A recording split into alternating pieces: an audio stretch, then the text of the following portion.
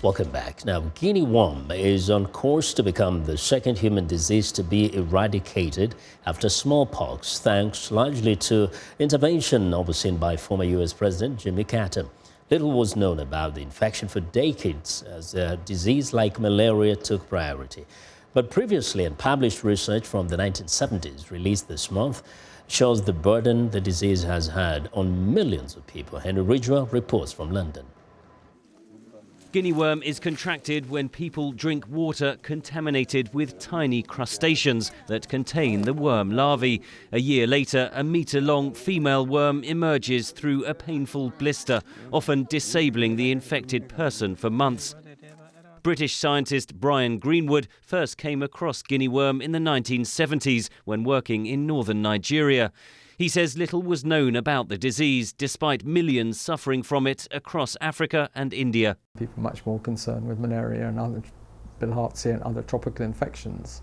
And part of the reason was that these people were so disabled they never got to the clinic or the hospital, so that if you looked in hospital records, you didn't see this as a big problem. Greenwood spent 4 years studying the disease and trying to find out why sufferers often got repeat infections without developing immunity. Often they got a secondary bacterial infection and if they needed it, had antibiotics. Then we extracted some of the worms and the traditional way is winding them out on a matchstick just gradually. And the problem is if the worm then snapped inside, then they got a very severe reaction. Greenwood credits the Carter Center, a charitable foundation set up by former US President Jimmy Carter for helping to fight the disease to the brink of eradication. There is no vaccine or treatment. Instead, community education programs teach people to filter drinking water and avoid entering water sources.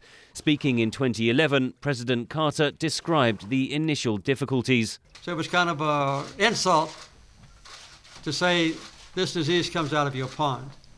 So we've had to do a lot of diplomacy and convicting the people there to take care of their own problems. Well, it's worked. And now almost every nation on earth has eradicated or eliminated Guinea worm. When the Carter Center first got involved in 1986, there were around 3.5 million cases in 21 countries. By 2016, just 25 cases were recorded in only 3 countries: Chad, Ethiopia and South Sudan. Professor Greenwood's early study of Guinea worm lay unpublished for 40 years as he was directed to focus on malaria and meningitis instead. But last year in London he met Jimmy Carter, who persuaded him to publish. I hope that we have been able to document what a horrible disease this was. I mean, it really was very, very serious, and it's really important that people realise that. And if we do get eradication in the next year or two, which I hope will be the case, that this really is seen not just to be a minor thing, but to be a really very important public health triumph.